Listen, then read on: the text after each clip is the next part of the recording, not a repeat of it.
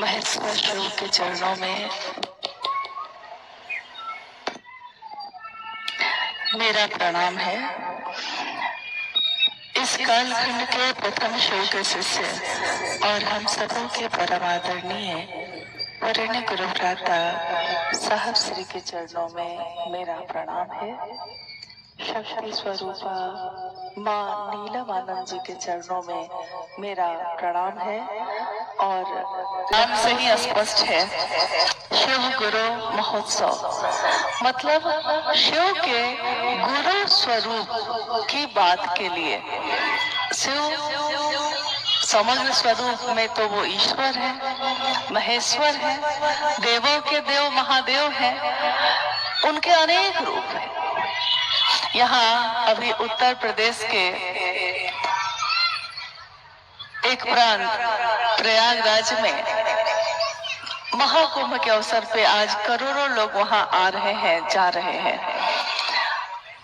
और मेरे मन में ये बात आती है कि अगर महादेव ने उस हलाहल का पान न किया होता तो दुनिया के लोगों को अमृत न मिला होता। महादेव को दुनिया ने चाहे जो दिया, लेकिन महादेव ने दुनिया को जीवन दिया, अमृत दिया। अमृत की बूंदे गिरी वहां तो इतना सा लाभ है। और जिसके कारण ये है वो मूल कारण तो महादेव ही है। लेकिन महादेव एक ऐसी सत्ता है जो सबको देने वाले हैं और खुद कुछ भी नहीं चाहते।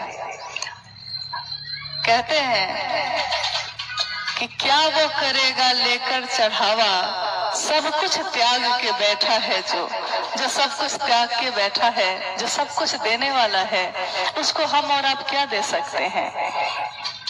महादेव के विभिन्न स्वरूपों की पूजा हमारे समाज में, हमारे परिवार में, हमारे देश में, विश्व में होती आई। लोगों ने महादेव की पूजा करके ईश्वर के रूप में, भगवान के रूप में उनकी पूजा करके अपनी मनोकामनाओं की पूर्ति भी की। मनोकामना सबकी अलग अलग हो सकती है। स्वाभाविक है कि जब एक इंसान का अंगूठे का निशान भी एक जैसा नहीं होता, कितनी आबादी है, अरबों खरबों लोग हैं, लेकिन किसी एक इंसान का दूसरे इंसान से अंगूठे का छाप तक नहीं मिलता, जिसको हम कहते हैं फिंगरप्रिंट, नहीं मिलता। क्या आपको ये पता है हुई सारी चीजों के साथ ऐसा ही है? जब हम लोग यहाँ की यात्रा में थे तो हमारे हाथ में जो कंगन है उस रुद्राक्ष के बारे में हम लोग बात करने लगे।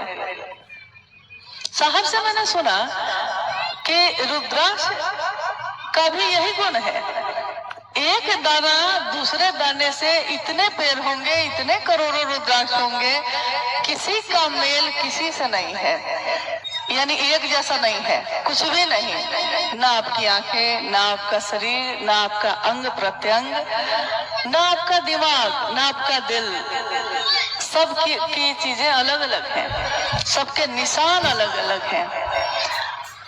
यानी कुछ ऐसी ही बात है कि दिया अलग अलग है। किसी का दिया सोने का है, किसी का चांदी का, किसी का पीतल का, किसी का मिट्टी का, और किसी ने मिट्टी तक नहीं मिली तो आटा गूंथकर आटे का ही बना लिया है। दिया अलग अलग है, लेकिन उन सारे दियों को एक साथ रख दीजिए और उसमें रोशनी करिए, उसकी बाती जो है उसको जलाइए। बाती जब जल जाती है और तब अगर दिए को छुपा दिया जाए और कहा जाए कि अब बाती को देखिए, रोशनी को देखिए, और इस रोशनी से आप पता लगाइए कि कौन सी रोशनी सोने के दिए की है और कौन सी माटी के दिए की है, तो कौन बता सकेगा? कोई नहीं बता सकता, क्योंकि रोशनी एक ही है, रोशनी किसी की अलग अलग नहीं है। तो हम आप चाहे किसी देश में रहें, कुछ भी खाए पिए, कोई वेशभूषा हो, कैसा भी जीवन जीते हो, कैसी भी सोच रखते हो, लेकिन जब अंतर की बात होती है, ये सब बाहर बाहर की बात तो अलग अलग हो सकती है, लेकिन जब अंतर की बात होती है तो सब शिव का अंश ही है। कभी ऐसा हुआ कि शिव के लिए कहा गया है कि एको हम बहुश्याम, मैं एक हूं अनेक हो जाऊं। और हमारे शास्त्र, हमारे ऋषि मुनि ये कहते हैं कि शिव की इच्छा हुई और ये सृष्टि सृष्ट हुई। शिव की इच्छा, हमारी भी इच्छा होती है, आपकी भी इच्छा होती है, लेकिन हमारी इच्छा में थोड़ा सा बल है, ज्यादा नहीं। हमारी इच्छा में इतना बल है कि हम चाहें तो यहाँ से वहां तक जा सकते हैं। हम अगर चांद पे जाना चाहें तो चांद पे जाने के लिए क्या क्या कर सकते हैं, अपनी बुद्धि के अनुसार सारे प्रयोग, सारे आविष्कार कर लेंगे, मिसाइल बना लेंगे, रॉकेट बना लेंगे, सब कुछ बना लेंगे, चले भी जाएंगे, लेकिन इतनी दूर तक ही जा सकेंगे जितनी दूर तक हमारा सामर्थ्य काम करता है। एक सीमा तो ऐसी आती ही है जहां जाके हमारी सीमा खत्म हो जाती है। हमारे मन की सीमा खत्म नहीं होती, लेकिन हमारे इस शरीर की, इसके काम करने की क्षमता खत्म हो जाती है। प्लास्टिक के खिलौने से खेलने का शौक है, लेकिन यह शौक 20 साल की उम्र में नहीं रहेगा। फिर गुरु की यात्रा चलती रही साहब दीदी के साथ, और 82 में 8 वर्षों के बाद इन्होंने कुछ कहना शुरू किया अपने गुरु के बारे में कुछ लोगों से। इसकी मालाएं हैं, उस पथ, उस रास्ते से भी जब आगे बढ़ते हैं तो सबसे शिखर पे कौन बैठे हैं? तो महाअघरेश्वर। यानी संसार में जितने भी रूप हैं, संसार में जितनी भी धाराएं हैं, जितने भी मत, जितने भी विचार हैं, उन सब के तरफ से भी अगर हम चलना चाहें ईश्वर की तरफ, तो हमारी यात्रा जाके खत्म होती है उसी परम सत्ता के पास जिनका नाम है महादेव। लिखे गए और उन शास्त्रों में भी, उन ग्रंथों में भी जगह जगह पे ये लिखा है कि संभवे गुरुवे नमः, यानी तुम क्या हो? गुरु होने के कारण तुम संभव हो, तुम संभव हो, तुम गुरु हो। तुम त्रिभुवन गुरु वेद बखाना, तुम त्रिभुवन के गुरु हो।